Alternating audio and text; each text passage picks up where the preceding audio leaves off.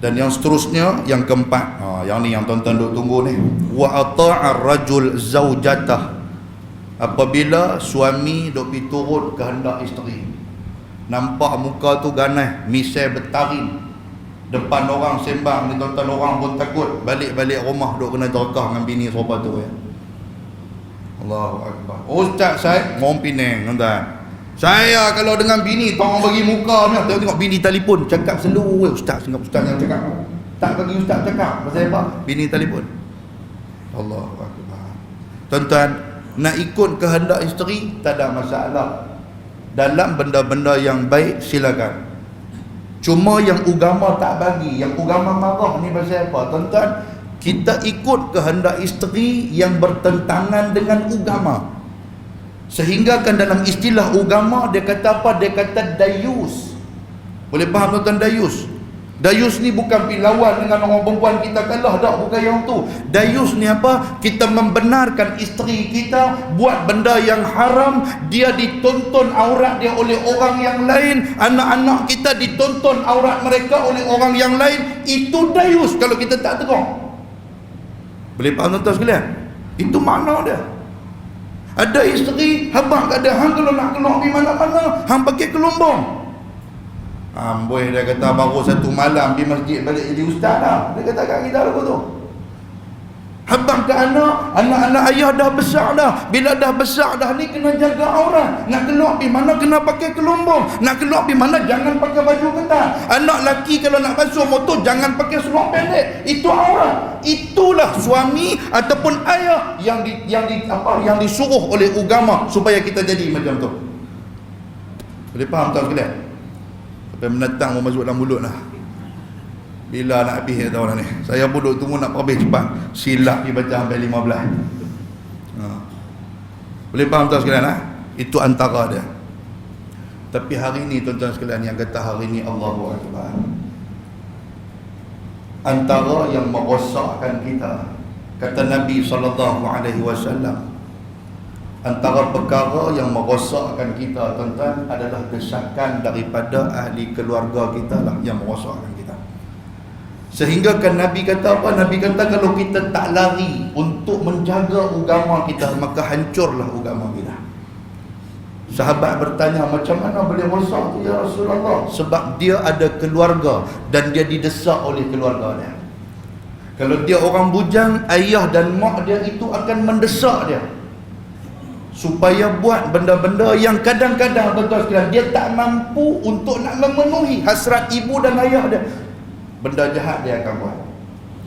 Kita baru main ke Pulau Pinang ni, kerja biasa tuan-tuan sekalian. Gaji yang pertama, telefon mak, telefon ayah, kata ayah, cik dapat gaji yang pertama dah ni. Oh bagus kan. Tu lagu mana ayah duk teri nak tukar kereta pakai Volkswagen Polo, hang boleh tukar pun. Oh, Volkswagen Polo. Kita tolak dengan duit rumah sewa apa semua tinggal 200. Polo apa kan.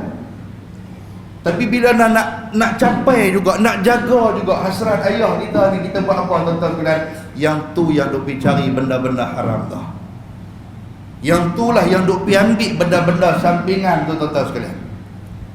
Kena pula kawan kita, dia kata, "Ai, hang duit tak cukup, hang main ikut gua," dia kata. Kita buat cara kita. Bukan dekat Polo hang boleh beli ke ayah hang, dia kata. Dengan mak-mak hang pun hang boleh bawa pergi Legoland. Pasal mak nak pergi Legoland, duit tak ada. Tuan-tuan boleh faham tak? Itu antara dia. Hak bersalah yang mana kita duk dengar kena tangkap penjara, ambil rasuah, pecah amanah apa semua ni tuan-tuan. Kalau tanya betul-betul pasal apa pergi buat benda ni, dia kata kalau ikut gaji saya tak cukup, saya nak bagi dekat anak saya nak bagi dekat isteri saya nak bagi dekat mak dan ayah saya. Itu di antara dia yang disebutkan oleh Nabi SAW. Boleh faham tuan-tuan? Kita naik motor, kereta pun tak ada, hantar anak pergi sekolah, anak pun duk merongok sampai tiap-tiap hari duk merongok ayah. Bila kita nak beli kereta ayah, kawan-kawan pakat duk ada kereta, cik tak larat dah sagi pergi sekolah, kasut kotor, kena yang hujan, baju basah, Kawan-kawan pekat duk ejek-ejek ni, mai waktu panas sakit kepala balik rumah tak boleh nak buat apa, lena terus duk ngadu kat kita, duk cerita kat kita. Tuan-tuan, hati bapa mana yang tak terkesan kalau anak duk merintih setiap hari macam tu? Kita nak beli kereta, duit tak cukup. Sebab itulah tuan-tuan, desakan anak ni lah yang kadang-kadang kita tak boleh nak fikir, menyebabkan kita buat benda-benda yang Allah Ta'ala larang.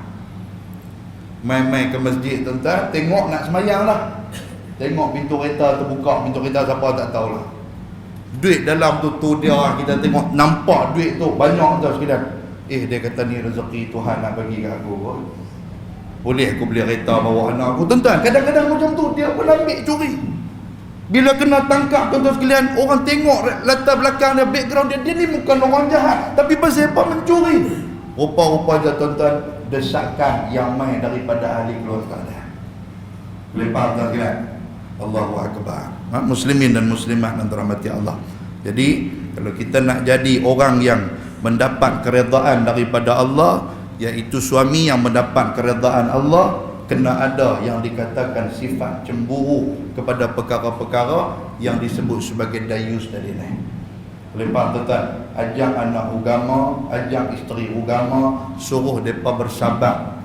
Macam mana kita pun dengar kawan-kawan cerita macam-macam, ustaz, kami dulu ustaz, teruk ustaz, hari ni lah boleh gagah senang sikit. Nasib baiklah dapat isteri yang sabar, dapat anak-anak yang sabar. Tuan-tuan sekalian, Allahu Akbar. Baik.